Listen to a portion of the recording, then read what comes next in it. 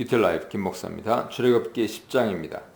이 문단에서는 애굽을 초토화한 재앙, 협상 대상이 아닌 순종의 대상인 인간들, 그리고 경고의 현실화에 대해서 묵상해 보시기 바랍니다. 하나님께서는 바로의 마음이 완강한 것은 하나님 하신 일이라는 사실을 강조하시며 그 이유를 두 가지로 설명하십니다. 첫째, 하나님 표징을 보여주기 위한 것, 즉 초자연적이고 끔찍한 재앙을 통해 하나님께서 세상 창조주시고 모든 피조물의 주인이시다 하는 것을 바로에게 알려주시기 위함입니다. 둘째는 이런 표징들을 이스라엘 백성과 그 후손의 귀에 전하여서 하나님께서 여호와인 줄 알게 하기 위한 것입니다. 여기서도 알멘 모티프가 다시 등장하는데요. 바로와 그의 신하들 뿐만 아니고 당대 이스라엘 백성들, 후대 자손들까지 하나님이 어떤 분이신지 알게 하시겠다는 것입니다.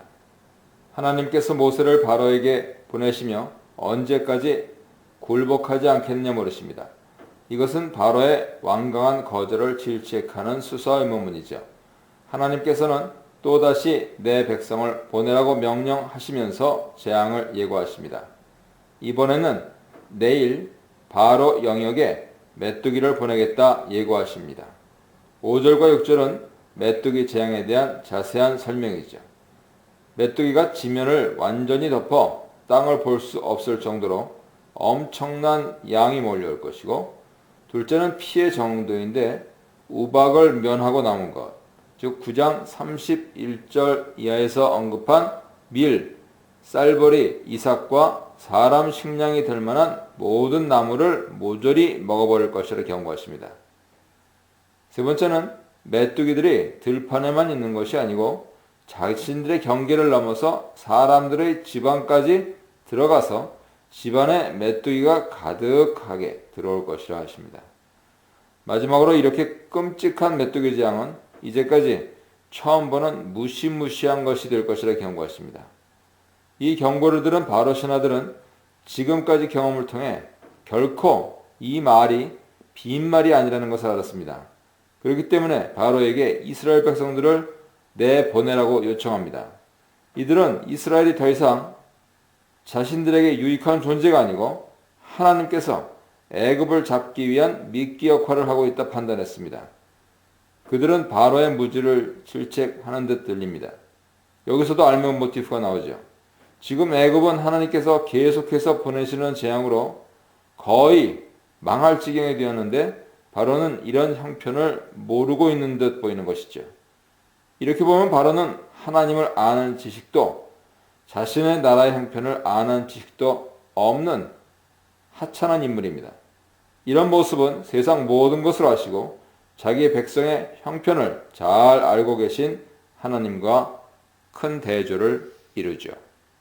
신하들 요청에 바로는 다시 모세와 아론을 불러들여 협상하기 시작합니다. 바로는 여호와를 섬기기 위해 일부 사람을 보내주겠다 제안합니다. 그러나 모세는 여호와 절기를 지키기 위해서는 남녀노소, 양과 소도 다 가야 한다 말합니다.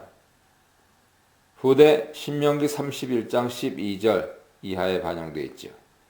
모세는 보내준다는 바로 제안을 그냥 받아들일 수도 있지만 하나님께 받은 원칙, 즉 이스라엘 모든 백성과 양소 모두 다 나가야 한다는 원칙에서 한 발도 물러나지 않았습니다. 이런 모세 말에 바로는 너희와 아이들이 모두 가면 하나님이 너희와 함께 하시는 것 같고, 그리고 그것이 너희에게 나쁜 것이라고 말합니다.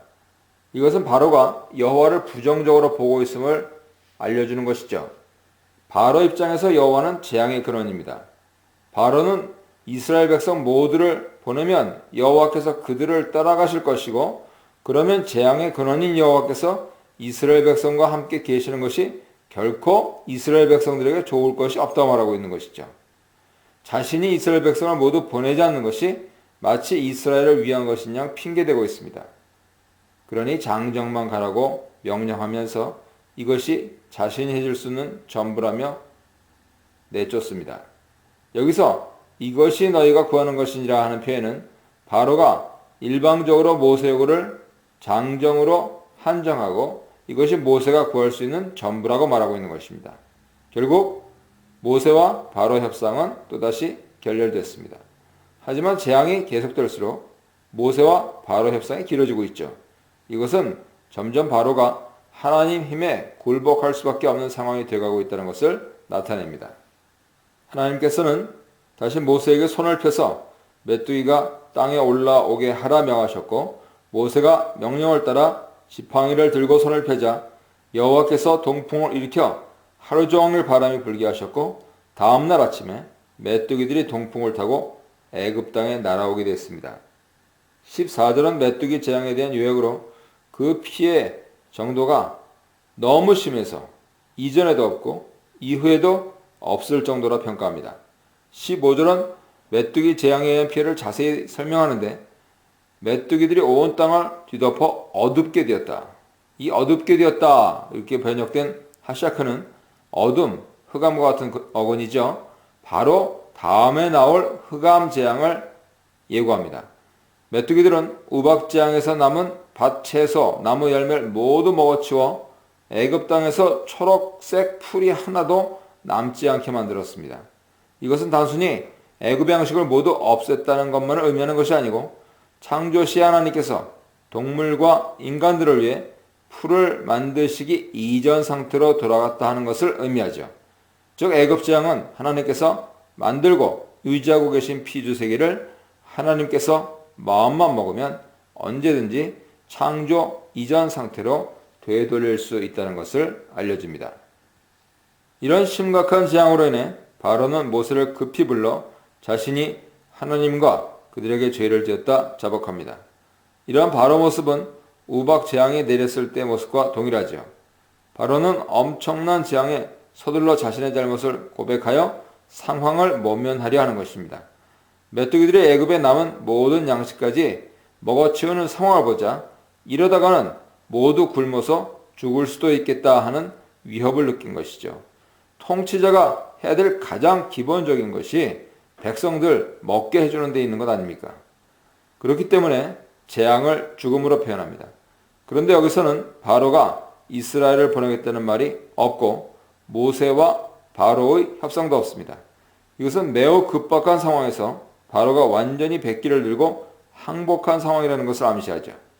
이런 바로 요청에 모세는 다시 여호와께 기도하였고 여호와께서는 바람을 반대로 불게 하셔서 매우 강한 바닷바람으로 애굽 땅의 메뚜기를 모두 쓸고 가서 홍해에 수장시키십니다. 이런 놀라운 반전을 통해 하나님 권능이 얼마나 큰지 잘 보여주죠. 그러나 이런 심각한 상황이 지나가자 바로는 또 이스라엘 백성을 보내지 않았는데 그것은 하나님께서 바로의 마음을 완악하게 하셨기 때문이다. 저자는 전해주고 있습니다. 이 문단에서는 최후 통첩 성격의 제약, 다시 협상하려는 태도, 그리고 돌이킬 수 없는 선언에 대해 묵상해 보시기 바랍니다. 하나님께서는 다시 모세에게 재앙을 내리라 명하십니다. 이번에는 바로에게 예고하지 않고 바로 재앙을 내리심으로 불순종에 대한 심판의 성격을 다시 드러내십니다. 하나님께서는 모세에게 하늘을 향해 손을 펴서 애굽 땅에 흑암이 있게 하라 명령하십니다. 그런데 그 흑암이 너무 심해서 눈으로 아무것도 보지 못하고 손으로 더듬거리고 다녀야 할 것이라 말씀하십니다. 이것은 빛을 완전히 차단해서 완전 암흑 상태로 만드시겠다는 의미죠. 자연 상태에서 완전 암흑이 되는 것은 거의 불가능하죠. 해가 지고 달이 그 몸을 지나 안 보이는 경우에도 별들은 빛을 내고 있기 때문입니다. 그러므로 별빛까지도 안 보이는 완벽한 암흑 상태. 이것은 초자연적인 현상입니다. 하나님께서는 이런 흑암을 통해 애굽 최고 신인 태양신과 그의 아들 혹은 그의 화신이라 여기드는 바로를 공격하셨습니다. 애굽 최고의 신이라 여기는 태양도 하나님의 권능 앞에서는 철저히 무력한 피조물에 불과하다는 것을 보여주신 것이죠. 하나님 명령을 따라 모세는 하늘을 향해 손을 내밀었고 애굽 전역은 3일 동안 완벽한 암흑 세상이 되어버렸습니다. 초자연적인 흑암이 애굽을 덮친 것이죠. 구약에서 이런 깜깜한 흑암은 주로 하나님의 초자연적인 심판이 이루어지는 여호와의 날에 나타날 것이라 예언됩니다. 이사야 8장 22절, 요엘 2장 1절, 스바냐 1장 15절을 참조하세요. 이렇게 예고 없이 깜깜한 흑암이 임했다 하는 것을 통해 이번 재앙은 애굽과 바로에 대한 심판이라는 것을 드러냅니다. 23절에서 3일 동안의 상황을 묘사한 것으로 너무 깜깜해서 사람들이 서로 볼 수 없고 자기가 있는 곳에서 일어설 수도 없었다 합니다. 이것은 밖으로 돌아다니거나 어떤 일을 수행하는 것이 불가능하다는 것을 의미합니다. 집안에서야 불을 피워 어둠을 물리칠 수 있었겠지만 집 밖의 모든 곳을 불로 밝히는 것은 인간 능력으로 불가능하기 때문이죠. 이것은 하나님의 권력 앞에서 인간은 움직이기조차 어려울 정도로 철저히 무능한 존재라는 것을 잘 보여줍니다. 사실 애굽 사람뿐 아니라 인간을 포함한 모든 피조물은 빛이 없이는 한순간도 살 수 없는 존재입니다. 그렇기 때문에 해와 달과 별을 창조하시고 운행하시는 하나님께 철저히 의존할 수밖에 없죠. 하지만 대조적으로 이스라엘 자손들이 사는 곳에는 빛이 있었습니다. 이번에도 하나님께서는 이스라엘 백성을 구별하여 재앙을 내리지 않으셨습니다. 고센 땅에만 비치는 빛을 통해 하나님께서는 빛과 어둠을 자유스럽게 조정하시고 이를 통해 빛과 어둠조차 하나님의 피조물임을 분명히 드러내셨고 또한 이스라엘 백성에 대한 하나님 사랑을 분명히 보여주셨습니다. 초자연적인 어둠의 두려움을 느낀 바로가 모세를 불러 가서 양과 소는 두고 사람들, 어른, 아이들 모두 가서 여호와를 섬기라고 허락합니다. 나가더라도 모든 재산을 두고 나가라는 것이죠. 바로 입장에서는 장정만 가라고 말한 지난번보다 크게 물러선 제안이지만 이 와중에도 손실을 최대한 줄이려 애쓰고 있습니다. 바로는 엄청난 부를 가지고 있었는데도 이스라엘 자손의 가축마저 탐내며 이를 보내려 하지 않는 것이죠. 하지만 모세는 이런 바로 제안에 가축도 한 마리 남김없이 같이 가야 한다고 주장합니다. 가축의 굽 하나도 남기지 않겠다고 표현함으로써 모두 가져가겠다는 강한 의지를 보여줍니다. 두 가지 이유죠. 첫째, 바로가 자신들에게 여호와께 드릴 희생 제물과 번제물을 주어야 한다는 것입니다. 그건 바로도 여호와께 예배를 드려야 한다는 것을 은연중에 암시하고 있죠. 둘째, 제사를 드리는 장소에 갈 때까지 어떤 것으로 여호와께 제사를 드릴지 알 수 없기 때문이라는 것입니다. 3일 정도 가는 광야길은 가축들이 다니기에 순탄한 길이 아니기 때문에 가다가 가축들이 상처를 입을 수도 있고 상처를 입은 가축은 제물로 드릴 수 없으니 도착한 후에 상처 입지 않은 가축으로 제물을 정하는 것이 논리적으로 맞는 얘기죠. 모세는 매우 지혜롭게 대답한 것입니다. 하지만 그 모든 것이 이후의 전부는 아닙니다. 모세는 이스라엘 자손에게 속한 것은 가축 하나라도 모두 하나님 소유고 그래서 출애굽 시에는 하나님 것은 완전히 나와야 한다고 생각한 것이죠. 그렇기 때문에 바로가 싫어할 것을 짐작하면서도 모두 가야 한다 주장한 것입니다. 여기서 생각해 볼 것은 하나님의 철저하심으로써 하나님은 자신의 것으로 삼은 백성은 그 백성뿐만 아니고 그들에 속한 모든 것까지 관심을 갖고 자신의 소유로 하길 원하신다는 것이죠.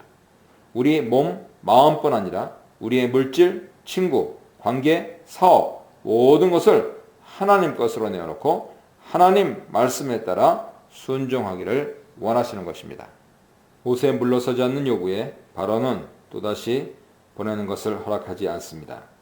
우리말은 점잖게 기뻐하지 않았다 표현하고 있지만 원어로 볼 때는 허락하지 않았다 보는 것이 적당하지요.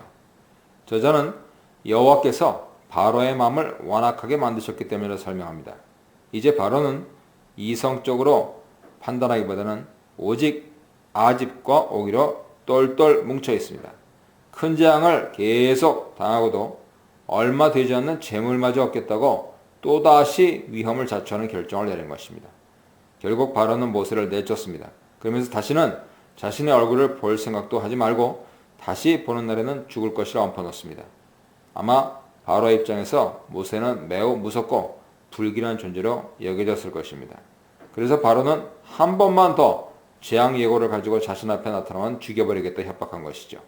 그리고 모세도 당신 말대로 다시는 당신 얼굴을 안 보겠다 받아칩니다. 일종의 빈정거리는 건데요. 모세는 자신이 바로 앞에 다시 설 수밖에 없고 바로도 자신을 부를 수밖에 없다는 사실을 알기 때문입니다. 이제 모세는 더 이상 하나님 앞에서 자신이 누구인데 하나님의 선지자의 일을 하나님이여 한사코 사양하는 그러한 사람이 아닙니다. 하나님께서 자신을 통해서 일으키신 엄청난 이적을 보고 하나님의 행하심을 목도하고 자신이 그 사역에 직접 참여하면서 하나님께서 붙드셔서 사용하시고 하나님께서 함께 하신다는 것이 어떤 것인지 알게 되었습니다. 하나님께서 함께 하시면 자기 무능하면 전혀 문제가 되지 않고 불가능한 것이 없다는 사실을 알게 된 것이죠. 그렇기 때문에 모세는 더 이상 바로를 두려워하지 않고 위협에 굴복하지 않고 당당하게 대처하고 있는 것입니다. 이 재앙을 통해서 모세도 진정한 하나님 사람으로 성장하고 있습니다.